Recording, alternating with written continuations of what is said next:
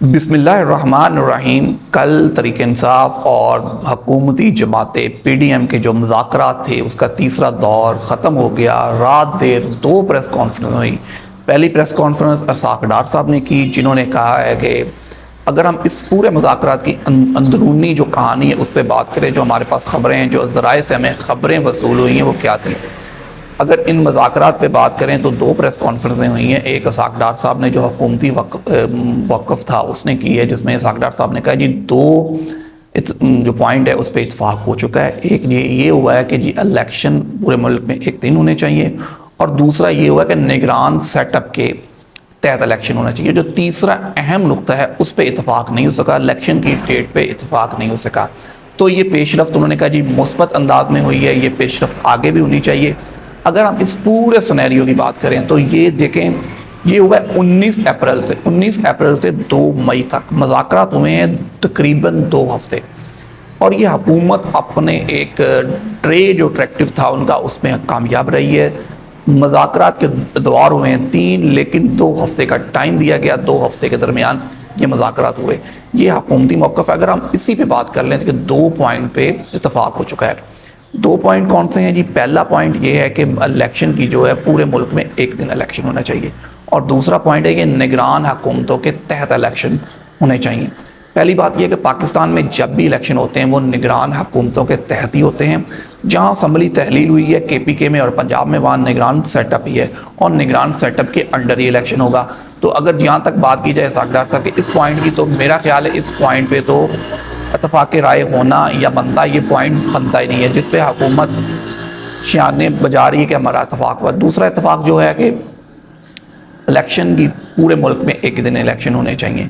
असल में इस बात पे तो मुज़ाकरात थे ही नहीं कि मुल्क में इलेक्शन एक दिन पे। इलेक्शन पे जो इत्तफाक़ राय था वो ये था कि 14 मई को इलेक्शन नहीं होंगे, तो फिर इलेक्शन की डेट कब हो, तमाम मुल्क में इलेक्शन कब हो, असम्बलियाँ तहलील की जाएगा ना की जाए। अगर दूसरी तरफ हम दूसरे मौक़िफ़ की बात करें तो तहरीक इंसाफ के मौक़िफ़ की अगर बात करें तो तहरीक इंसाफ शाह महमूद कुरैशी ने इस पर वाज़ेह बात की। उन्होंने कहा जी हमारे जो मुज़ाकरात हैं वो नाकाम हुए हैं। किसी भी चीज़ पे मुस्बत पेशरफ्त पे हम आगे बढ़ रहे थे, लेकिन जो बयानबाजी है हमने उसको भी नज़रअंदाज किया। अब हम सुप्रीम कोर्ट में एक जामिया रिपोर्ट जो है, अपना तहरीरी जवाब है वो जमा करवाएंगे। जो मुज़ाकरात है उसमें पेशरफ्त नहीं हो चुकी। अब अगर हम इसी पे थोड़ी सी डिटेल में अगर आप बात करें तो हुकूमत ने एक तरफ इलेक्शन की बात करें, हुकूमत मुज़ाकरात से पहले असम्बली में स्पीच भी कर रही थी और सुप्रीम कोर्ट को आंखें भी दिखा रही थी। अभी भी सुप्रीम कोर्ट को आंखें दिखा रही है। जैसे कि कल ख्वाजा आसिफ ने असम्बली में खड़े होकर स्पीच की है जजेस को, और बताया है कि हम बली का बकरा किसी को नहीं बनने देंगे और वज़ीर-ए-आज़म की कुर्बानी नहीं देंगे। हम तो ऐसे की तैसी कर देंगे। हम जंग, अगर ये जंग है तो हम ये जंग लड़ेंगे और हम इस जंग पे जीत के दिखाएंगे। और दूसरी तरफ आप नूर आलम की अगर स्पीच सुन लें, नूर आलम साहब ने कहा कि जी जजेस को मैं बुलाऊंगा और मैं देखता हूँ कौन जजेस है जो मेरी कमेटी में पेश नहीं होंगे। असल में सारा मामलात जो है मुस्लिम लीग नून को जो मुज़ाकरात में कामयाबी चाहिए थी वो कामयाबी मुस्लिम लीग नून को मुज़ाकरात में नहीं मिल सकी।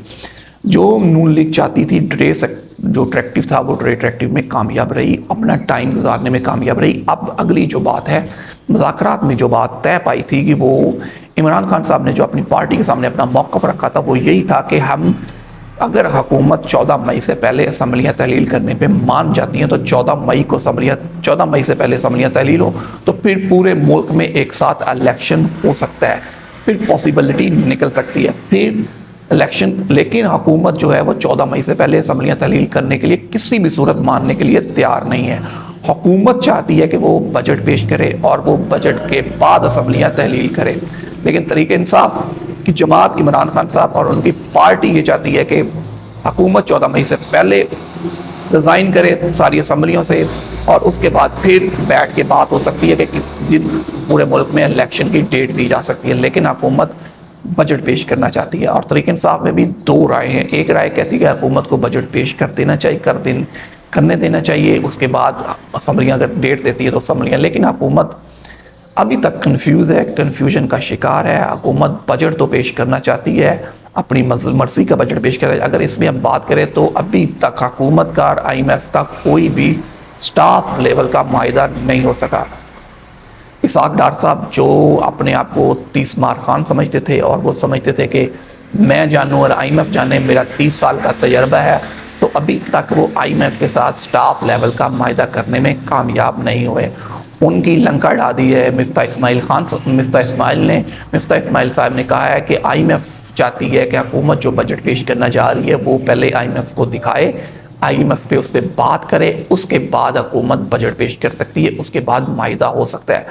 हुकूमत की कोशिश है कि वो ऐसा बजट पेश करे कि आने वाली हुकूमत उस बजट में उलझी रहे और वो उसमें कोई बरूदी सरंगे बिछा जाए, तो ये अब पॉसिबिलिटी नहीं है। आने वाला बजट आवाम के लिए एक मुश्किल तरीन बजट होने जा रहा है और हुकूमत इसका बोझ अपने सर लेने जा रही है। मुज़ाकरात की जो अंदरूनी कहानी है कि वो अंदर खाते इन किसी भी बात पे इत्तेफाक के राय नहीं हो सका।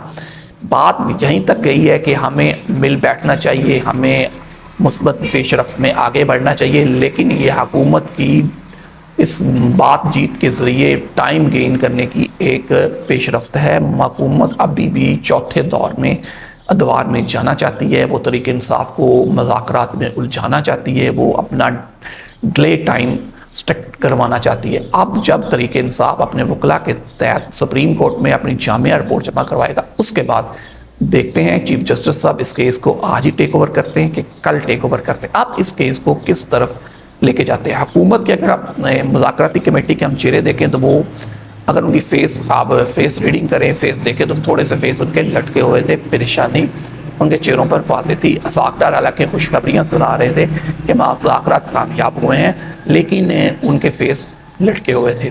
तरीक़े इंसाफ इस टाइम विनिंग पोजीशन में फिर है, वो सुप्रीम कोर्ट में अपनी रिपोर्ट पेश करेगी, तो देखते हैं सुप्रीम कोर्ट किस तरह चाहता है। हुकूमत की कोशिश ये है किसी तरह ये इसको डिले किया जाए और ये बात जून और मिड ऑफ जून में लेके जाई जाए, बजट पेश कर दिया जाए, ताकि उसके बाद सुप्रीम कोर्ट में कुछ तब्दीली लाई जा सके और उसके बाद हम इलेक्शन की तरफ जा सकें। हुकूमत की एक कोशिश और भी है कि हम इलेक्शन की तरफ ना जा सकें। बारिशों की पेशिनगोई होने वाली है, तूफ़ानों की पेशिनगोई कर हो जाएगी, क्योंकि जिस तरह बारिशें हो रही हैं तो मुल्क में एमरजेंसी नाफज की जा सकती है। लेकिन अगर मुल्क में एमरजेंसी भी नाफज की जाए तो वो 6 माह से ज़्यादा की नहीं होगी।